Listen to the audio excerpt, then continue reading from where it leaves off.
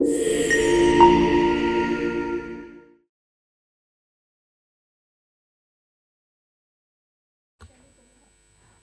next session is an exciting panel discussion titled Reimagining Housing Rights, which also sets the tone for our latest report, which is a compilation of chapters from experts on various aspects of housing rights in India. The chapters in this book examine housing in the context of access to health, the rights of persons with disabilities, Dalit communities, and children, among others. They also shed some light on the new challenges caused by rapid urbanization, homelessness, and climate change. As is it with any other right and entitlement, the protection and realization of the right to housing is dependent upon the realization of many other rights and requires an intersectoral approach. That's the way this volume has been conceptualized. Each author deals with a particular aspect of housing or a group of people. The chapters in this volume this collected volume is for a wide audience, anyone who wants to understand more about the housing challenges of the most marginalized in India.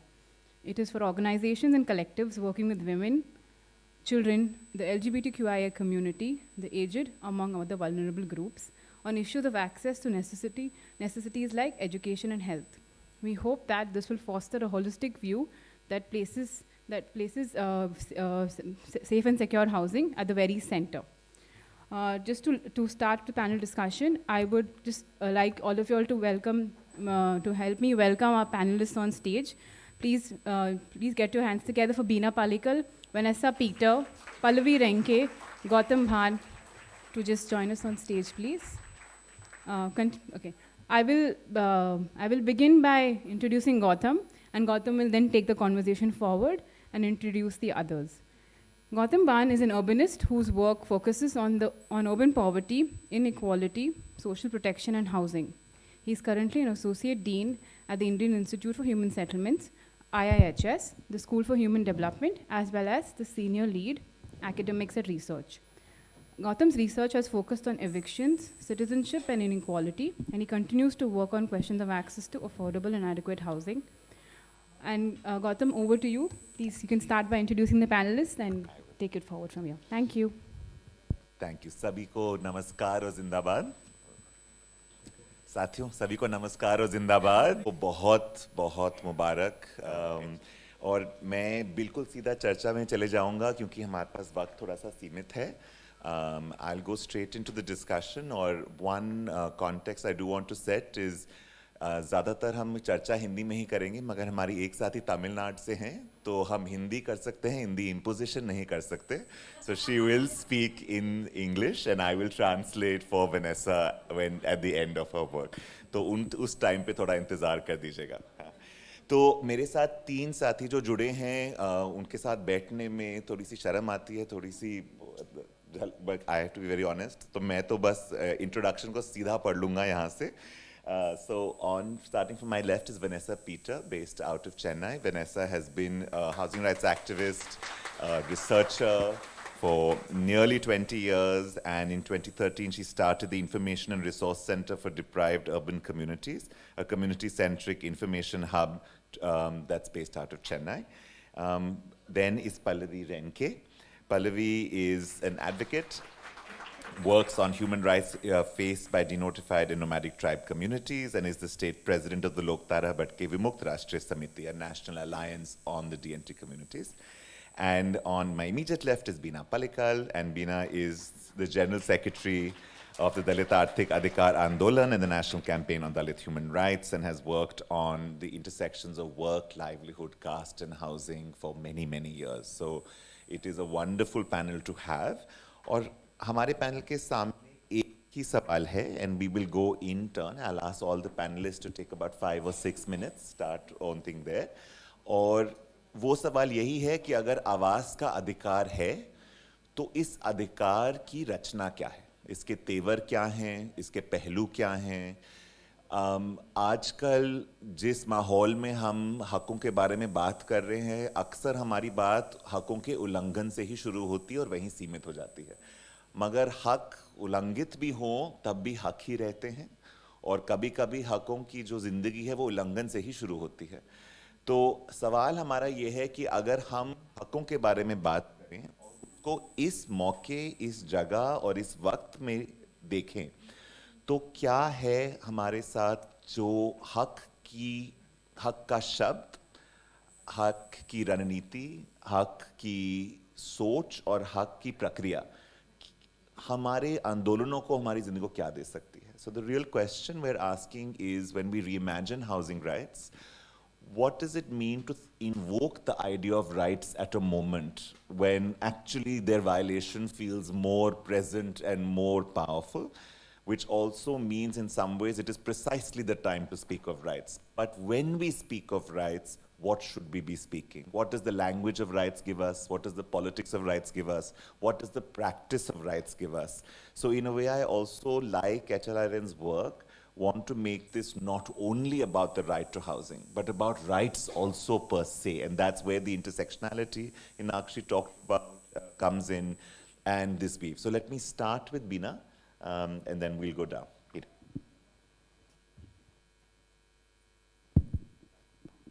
आपकी शुद्ध हिंदी सुन के I'm scared to talk in Hindi. So जो निकलता है निकलने, तो हम translate Hindi से हिंदी ट्रांसलेट भी हो सकती है. हाँ, we can do that. थोड़े बात करूंगी मैं. जय भीम सभी को.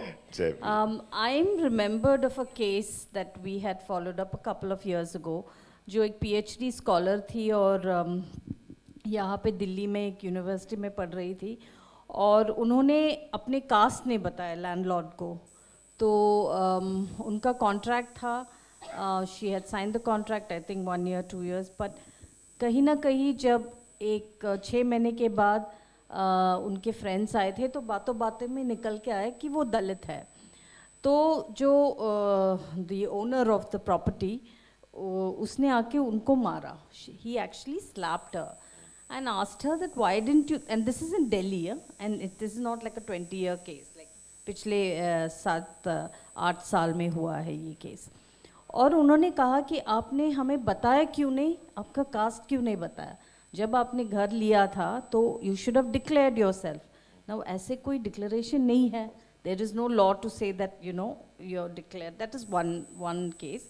And later on, of course, we took the case, and it was a very difficult case to handle, because, there's also political clout that people have, here, and people have money, people have political clout, so it's difficult to follow up such cases in court as well. On the other hand, if you look at where Dalits are located, just location, in Delhi, we are not even going out of Delhi, कि जहाँ पे वो garbage dumps हैं, those hills that all the people around that you will only find Dalits. And sometimes I wonder that how is it that they've segregated, इतना segregation हुआ है कि उसी जगह पे सिर्फ Dalits क्यों है?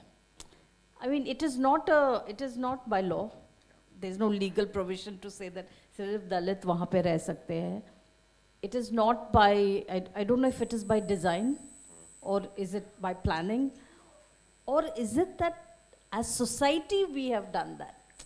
So somewhere as society we have said, नहीं यहाँ पे सिर्फ दलित रहेंगी, क्योंकि जो काम करते हैं, जो कचरा उठाने का काम करते हैं, जो सफाई कर्मचारी का काम करते हैं, मैनुअल स्कैवेंजिंग का, सारे जो लोग ये सैनिटेशन वर्क करते हैं, उनके लिए अच्छा है, क्योंकि they don't have any health problems, they don't have. So I think these two cases, if you look at, both of these cases are very, very clearly shows that how as human beings, not even as law or anything, but as human beings, as a society, we are equally culpable of what is happening. And that is more scary for me, because we know at some point कि यहाँ पे बहुत ही एक कठिन परिस्थिति में है हम लोग, the right wing and a lot of other issues with policy, law, we know that. But the fact that as human beings, as people, we immediately, the first thing that comes to mind is when we think of colonies, कि वहाँ पे क्या है, Dalit, Adivasi, or maybe lower BCs. That's it. You do not get other. So I think that itself is problematic. So when you're asking me what is my right, I'm also trying to look back and reflect कि मेरा हक क्या है, यहाँ पे क्या है मेरा हक, क्या मैं बोल सकते कि मुझे अच्छा एक बिल्डिंग में रहना है, क्या आप मुझे वो हक देंगे? क्या ये हक देंगे कि मेरे बच्चे को अच्छा प्राइवेट स्कूल में पढ़ाने के लिए हक देंगे? क्या ये हक देंगे कि मुझे जहाँ पे रहना है अच्छे, किसी ने वो वीडियो में कहा था कि पानी चाहिए, क्या चाहिए at the end of the day? अच्छा पानी चाहिए, थोड़ा बहुत अच्छा खाना चाहिए, एक 2-3 कमरे चाहिए, क्या ये है मेरा हक? तो constantly we are asking what is our right in this whole aspect. One more thing, जब पिछले साल गुड़गांव में राइट्स हुआ था तो दीज ह्यूज बिल्डिंग सोसाइटीज़ के जो लोग जब इंटरव्यू किए थे तो उन्होंने कहा कि अरे हमारे लिए बहुत दिक्कत हो रहा है. दिक्कत क्या है कि डोमेस्टिक हेल्प आए नहीं, तो बर्तन पड़े 3 दिन से, काम नहीं हुआ है. They are not bothered about the safety of them. Because why? Because we are not human beings. So the whole definition of what right is, just right to life, कि हमारे हक है कि बस हमें जीने दो, उस हक के लिए हम आज भी मांग रहे. आज भी वही हक है जो just allow us to live at least with a decent amount of, some decent amount of living and work and education. I'll stop here and then. No, absolutely. And I think इसमें दो चीज़ें जो आप कह रहे हैं, आवास का हक एक्चुअली इंफ्रास्ट्रक्चर का भी हक है, वो नॉन डिस्क्रिमिनेशन का भी हक है, वो लाइफ का भी हक है, और आवास सिर्फ घर नहीं, एक्चुअली पूरी जिंदगी है. और ये जो सब एक तरीके से जो हक जुड़ जाते हैं, वो इसलिए भी जुड़ जाते हैं क्योंकि लोगों की रोज़मर्रा ज़िंदगी में जो मुश्किलें हैं वो भी जुड़ी हुई हैं. सो जो हमारे बैंगलोर में एक हाउसिंग राइट एक्टिविस्ट साथी हैं आइजक सेल्वा, वो हमेशा कहते हैं कि बस्ती और स्लम को आप एक सोशल ज्योग्राफी समझिए, कि एक्चुअली उसमें रहता कौन है, right? So it's also question of segregation, it's a question of inequality. और ये जो असमानता है वो एक संरचनात्मक असमानता है, it is a structural inequality. तो एक तरीके से जो शुरुआत की बात है, हम हमेशा कहते हैं राइट्स इंडिविजिबल होते हैं, जुड़ नहीं सकते, मगर ये पॉइंट आई थिंक शुरुआत हमारी डिस्कशन में बहुत ज़रूरी है कि अगर सोसाइटी में असमानता गड़ी हुई है तो हक भी उस गड़ी असमानता को अगर ललकारेंगे नहीं तो हक भी बट जाएंगे. आपके पास पानी मिल जाएगा मगर आवास नहीं, आपके पास सेफ्टी मिल जाएगी मतलब डिग्निटी नहीं. तो एक तरीके से ये दोनों तरह के पहलू हमें देखने पड़ते हैं.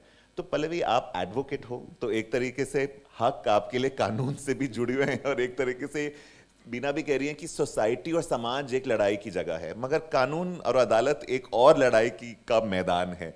तो when you think of rights, also from your training as an advocate from law, but also as an organizer, do rights feel also different inside and outside the courtroom? बिल्कुल, लेकिन सबसे पहले मैं आपको बधाई देती हूँ. 25 साल अपने बहुत अच्छी तरह से कंटिन्यूअसली काम करके किए हैं. आपका सवाल जो है कि राइट्स क्या होते हैं, वो डिपेंड करता है अलग अलग सेक्शंस पे, अलग अलग लोगों की वंचितता पे डिपेंड करते हैं. अल्टीमेटली अगर मैं लॉ स्टूडेंट हूँ तो मैं कहूँगी कि मुझे सम्मान से जीने का हक मिलना चाहिए, और मुझे सम्मान से जीने का हक मिलना चाहिए. तो ये सम्मान क्या है? ये सम्मान वो लोग तय करते हैं जिनको हक नहीं मिला है.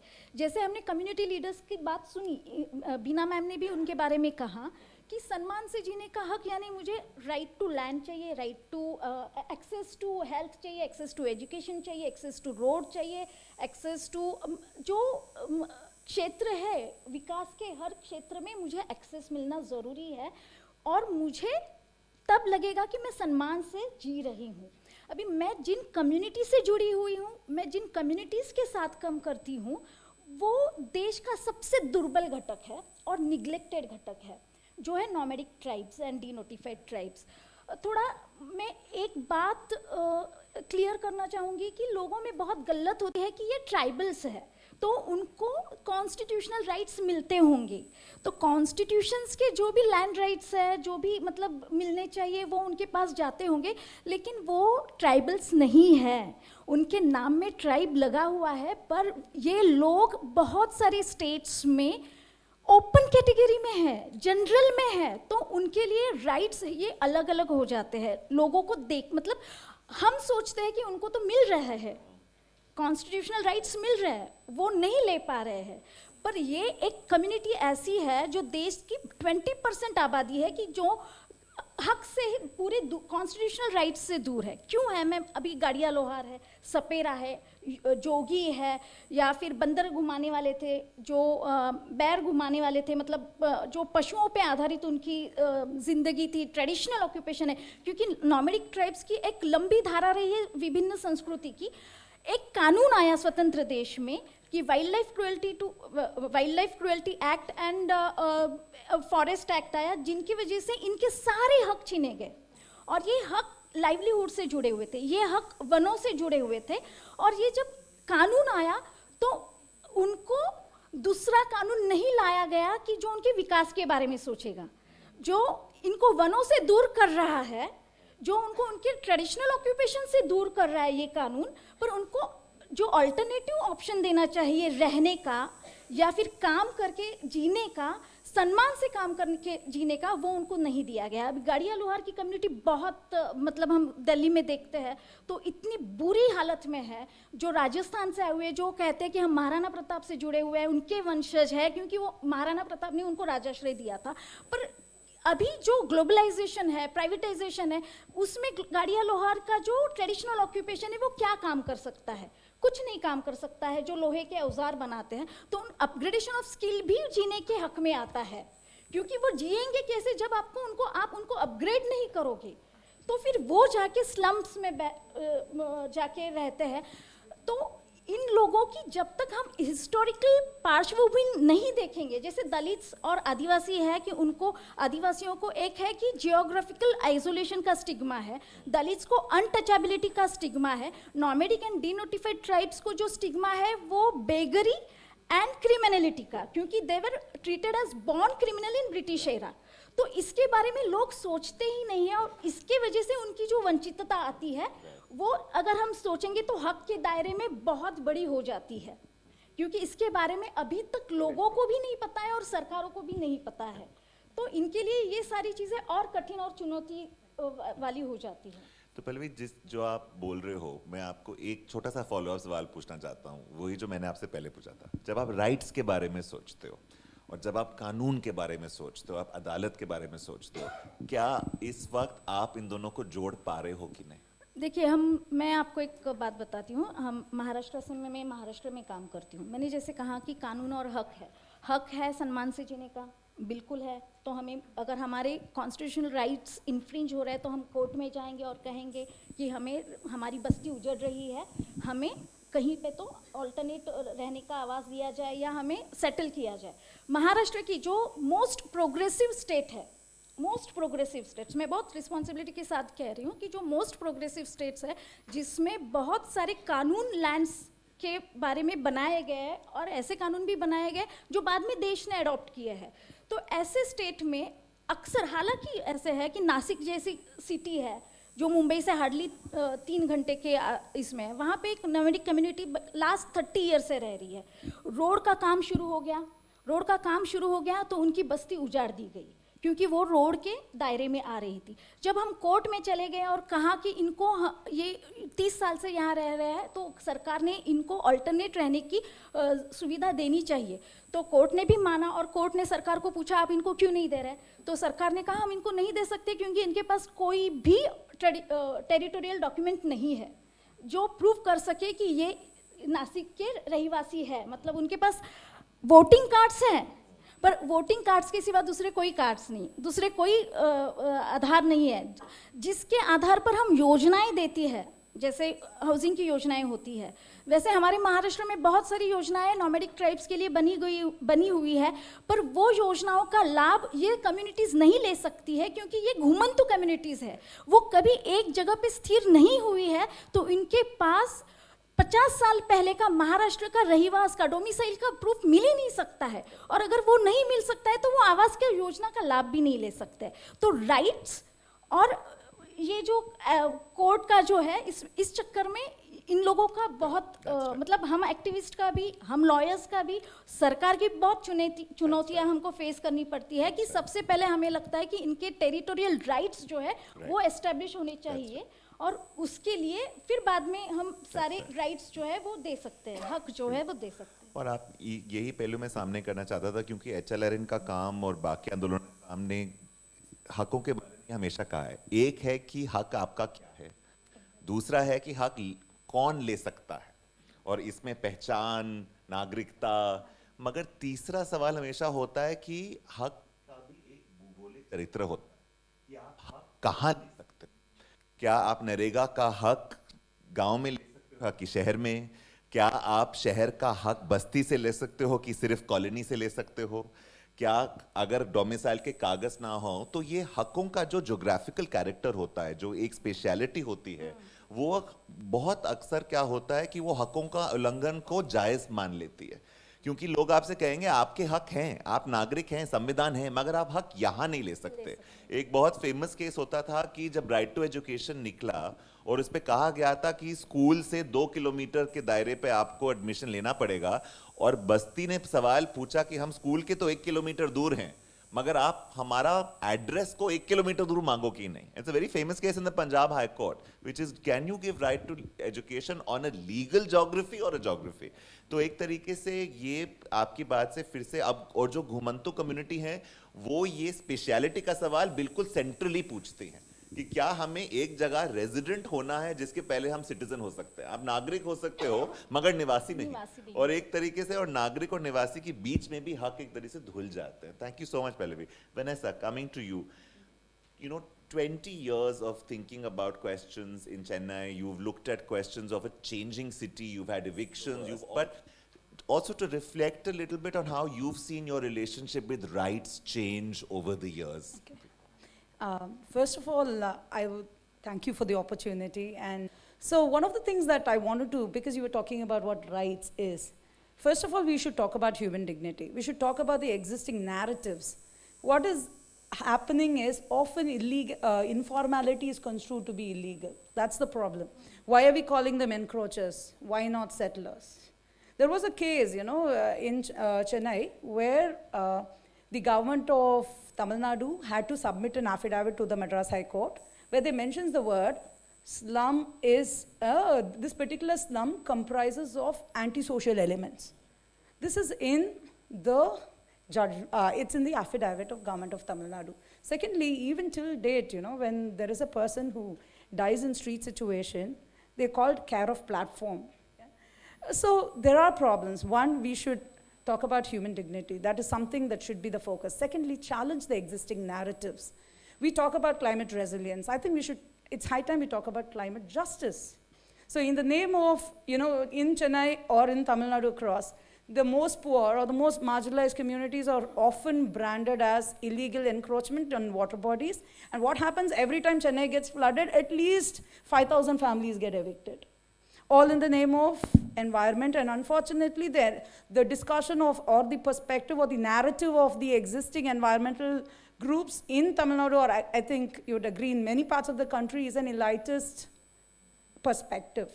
So why not talk about climate justice? And Gautam was mentioning about education. I think, we are talking about socio-spatial discrimination in cities.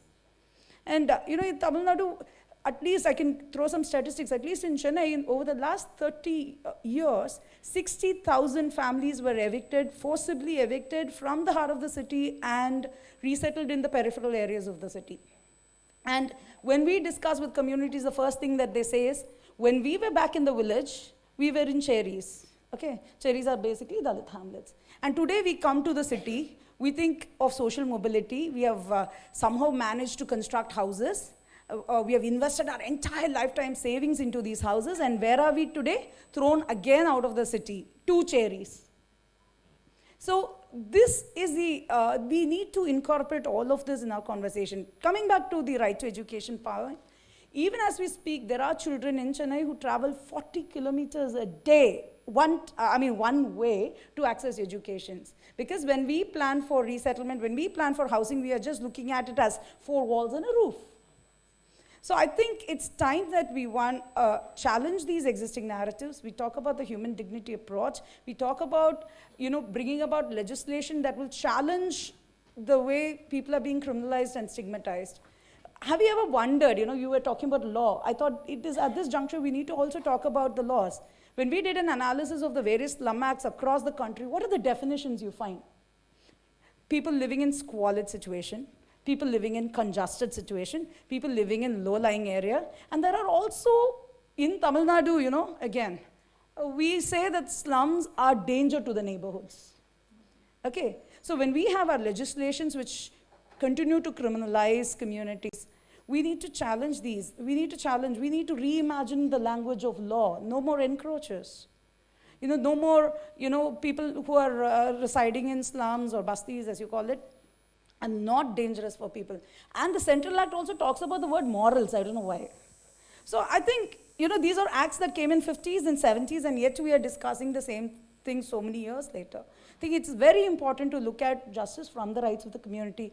And and I think, there is a need for transitioning from the housing to a land rights approach, because what we have seen in Tamil Nadu is when we build housing, people do not have a stake over the land. And what happens? The government decides that they will want to demolish and reconstruct again. People will be again shifted to 20, 30 kilometers away. It's high time we talk about regularization of settlements. It's high time we talk about lands with no encumbrances, So I think we need to reimagine housing rights from a very holistic perspective, where we talk about climate justice, where we talk about rights of children, where we talk about gender responsive houses. We should be talking about child-friendly cities. These are not in the mainstream discussion at all. And I think that is where I feel, one, we need to work towards a very strong legislation which safeguards the rights of the communities. Otherwise, we'll all be fighting lonesome battles in courts, where the courts, I'd like to conclude with this. In one of our, one of the orders in Tamil Nadu, they said, these are encroachers. They cannot claim the fundamental rights. These are the interpretations. And it also goes to saying, if they don't evict, please use the paramilitary forces. So I rest my case here. Thank you. मैं बहुत संक्षिप्त में थोड़ा अनुवाद कर दूं कि Vanessa ने बहुत पॉइंट रखे, मगर उनके जो 2-3 मुख्य चीज़ें उन्होंने बोली, एक कि उनको लगता है कि हकों के साथ गरिमा के बारे में बात करना बहुत ज़रूरी है और लोगों की गरिमा के बारे में बात करना बहुत ज़रूरी है, और एक ज़रूरी है कि हम जब हकों के बारे में बात करते हैं तो जिस तरीके से हमारी खुद की शब्दावली है जिसमें अतिक्रमण का शब्द इस्तेमाल किया जाता है, लोगों को असामाजिक तत्व कहा जाता है, बस्ती और गरीबी को एक तरीके से गैर कानूनी और गलत माना जाता है, तो इस भाषा को बदलने की भी बहुत ज़रूरत है। और दूसरा उन्होंने कहा कि ये बहुत ज़रूरी है कि हम ये भी सोचें कि जिस तरीके से शहरीकरण अलग अलग मुद्दों को जोड़ के लोगों की परिस्थितियों को प्रभावित कर रहा है, तो शहरीकरण की नींव को भी पे सवाल करना ज़रूरी है। जिस तरीके से हम सिर्फ जब आवास की बात करते हैं तो एक तरीके से हमें आवास से ज़मीनी हक और ज़मीन का हक की तरफ जाना ज़रूरी है, ताकि जो हक हमें मिले वो उनकी बुनियाद शहरीकरण में और ज़्यादा गहराई तक जा सके। फिर हम एक तरीके से जो अलग अलग हक हैं, जिसमें समानता का हक है, गरिमा का हक है, एजुकेशन का हक है और ज़मीन का हक है, एक तरीके से वो तभी लोग एक तरीके से शहर को पकड़ पाएंगे, उसको अपना बना पाएंगे और अपनी ज़िंदगी उसमें बना पाएंगे। तो और जो नए नए मुद्दे आ रहे हैं, जैसे पर्यावरण का जो बदलाव है, उनका ये भी कहना है कि हम सिर्फ हक के बारे में बात ना करें, मगर हम न्याय के बारे में बात भी करें। और हक और न्याय में जो अंतर है, जो चेंज है, क्योंकि न्याय वही है जो बीना जो असमानता के बारे में बात कर रही थी, न्याय असमानता को एक तरीके से टकराव दे सकता है, हक उसमें एक औजार आता है। तो इन बातों में I hope I captured much of what you were picking up, Vanessa, in your contributions. Thank you so much for that.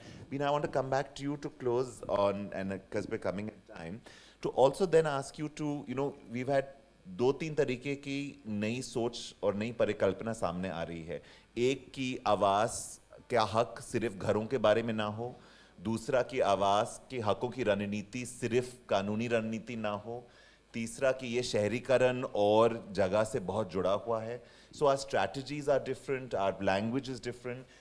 For you, in thinking about, you worked with rights, and I also want to bring this up because something Milun said, you worked with rights at the international level, you worked with them at the local level, you talked about human rights, you talked about Dalit rights, rights to dignity and constitutional rights.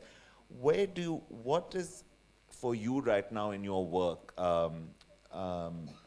what kind of place does rights have? What are your hopes for rights-based work? And what are you doing that is also beyond rights-based work, where it's not just this? How has it been in informing your own politics and work in the movements? I think if we do not have, and we did not put the framework of equity, Right. dignity, intersectionality, and principle of non-discrimination. I think these were some words that just pop up in my mind, that the work that we are doing today, cannot continue the way that it is नहीं, continuing. Thank you Beena, thank you for that. और बहुत ज़रूरी है कि अगर हालात मुश्किल हैं तो मुश्किल को नाम दें, उसके बारे में बात करें, तभी हमें एक नई भाषा मिल सकती है, जो आपने एंड में बोला. समानता, गरिमा, नॉन डिस्क्रिमिनेशन, भेदभाव, ये जो सिद्धांत हैं, और शायद हकों की नई जिंदगी तभी आएगी जब उल्लंघन की गहराई में हम गिरेंगे और हमको वापस निकलना पड़ेगा.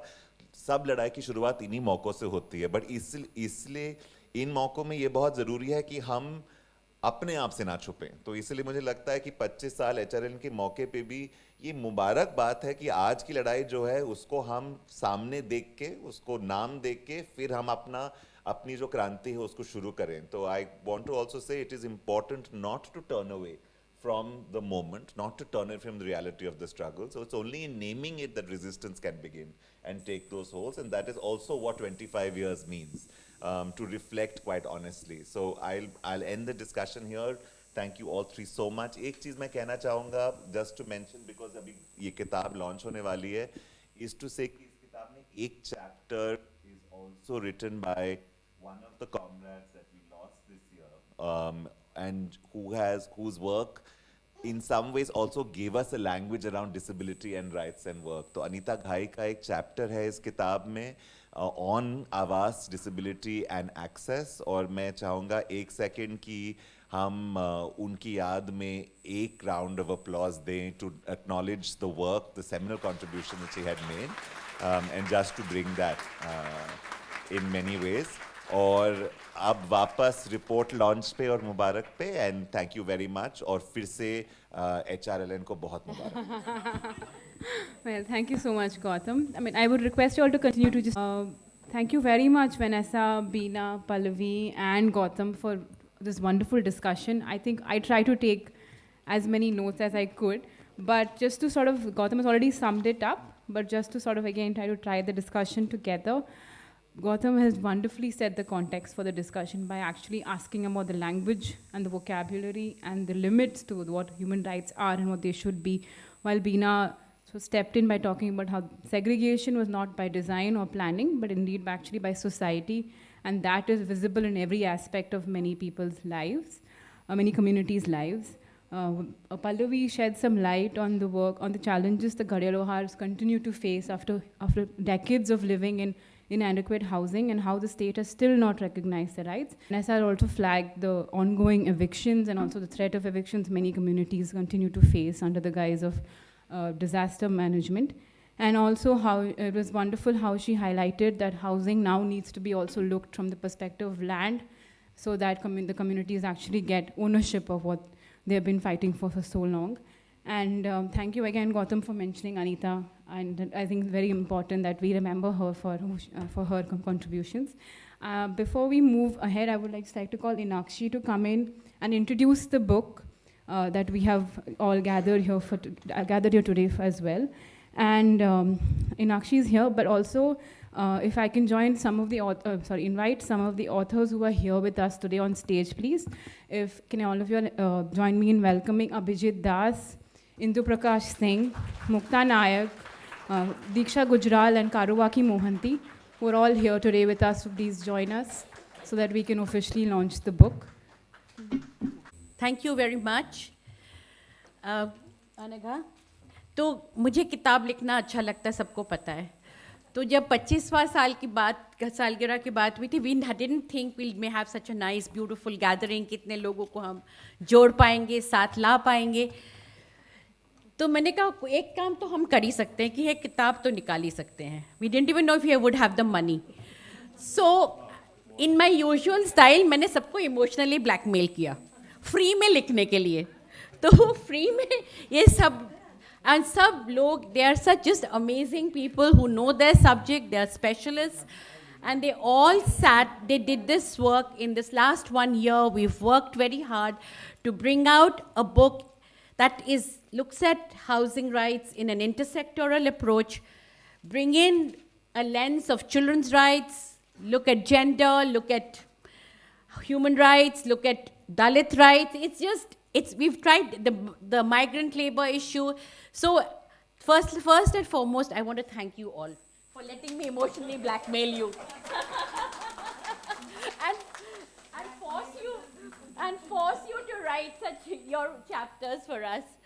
And secondly, I also want to thank, I don't know, Nishant is not here, who's done a beautiful job of designing it.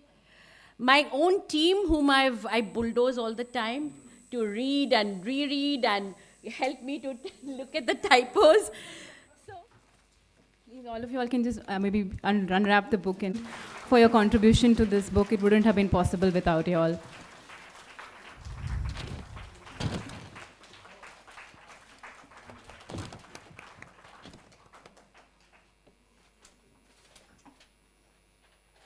so thank you. Thank you for writing. Congratulations.